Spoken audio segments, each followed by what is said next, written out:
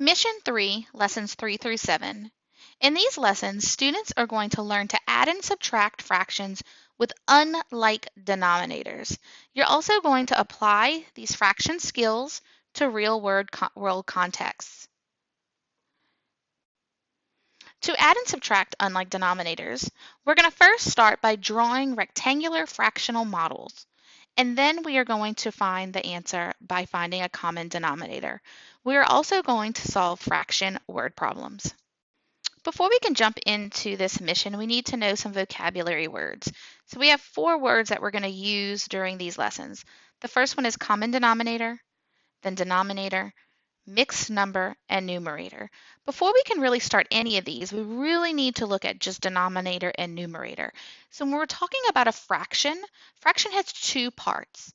It has its fractional units, and it has the count of the fractional units. So the fractional unit is going to be our denominator. It's how many pieces is the item broken into. It's the bottom number of the fraction. So this 8 is the denominator. I like to think of it because D means same thing as down. It helps me remember.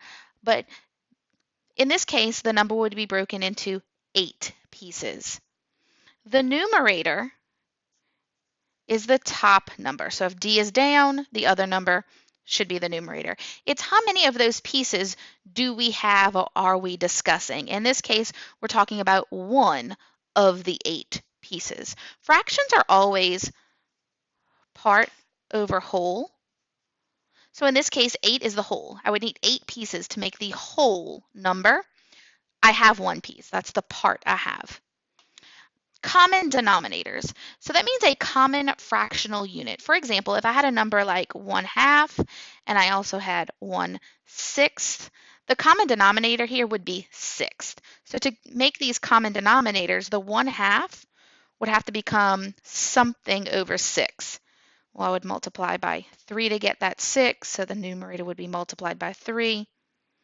So now 3/6 and 1/6 have a common denominator, and 1/2 and 3/6 are equivalent fractions.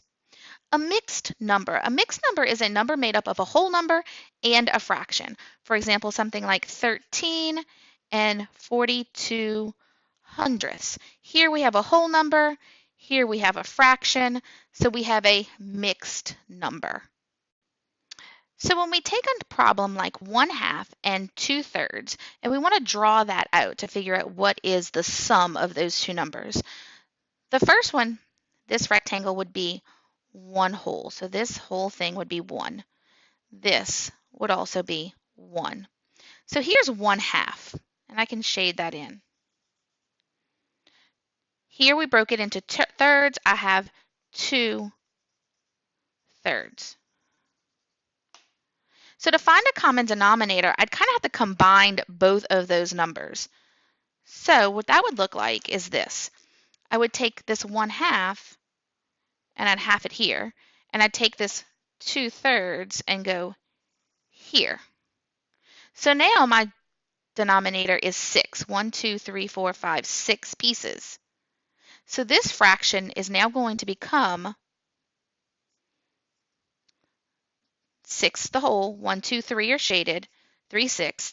This fraction, again, is 6 as the denominator, but now I have 4 shaded. So now I have a common denominator. When I count all those pieces, 1, 2, 3, 4, 5, 6, 7, I have 7 out of 6 shaded. And what that really means is that I have 1 whole shaded because there's 6 in the group. So I can take 6 out of this 7 and make a whole. I have 1 left over. So 1/2 plus 2/3 is 1 and 1/6.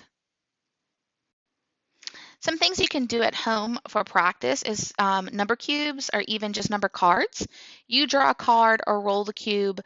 Your child can also roll a cube or draw a card. So let's say that you drew a 3 and your child draws a 4. And so you would ask, what is the smallest multiple of 3 and 4? And so what you want your child to do is start thinking about the multiples of 4 and which one is also a multiple of 3. So we can start with 4. but nothing times 3 is 4. So then we would move to 8, and nothing times 3 is 8. 12. Well, 12 is a multiple of both 4 and 3, and it is the smallest one because nothing smaller matches both numbers. Another game you can play is find the equivalent fraction. You're going to take out those number cards that we've used in previous missions. No face cards, just 1 through 9, and you can write those on index cards, fold up some paper and cut it up if you need to, and write 1 through 9 on there, and you want 4 of each number. And you're going to flip the card. Have your child, you flip a card, and your child will flip a card, and then you'll arrange your cards as fractions using the smallest number as your numerator. And so then you're going to try to find out an equivalent fraction. So if you flip a 10 and your child flips the 4, your fraction is going to be 4 tenths. And then your child has to come up with equivalent fractions. So I could double it and say 8 twentieths if I wanted to. That would be an equivalent fraction.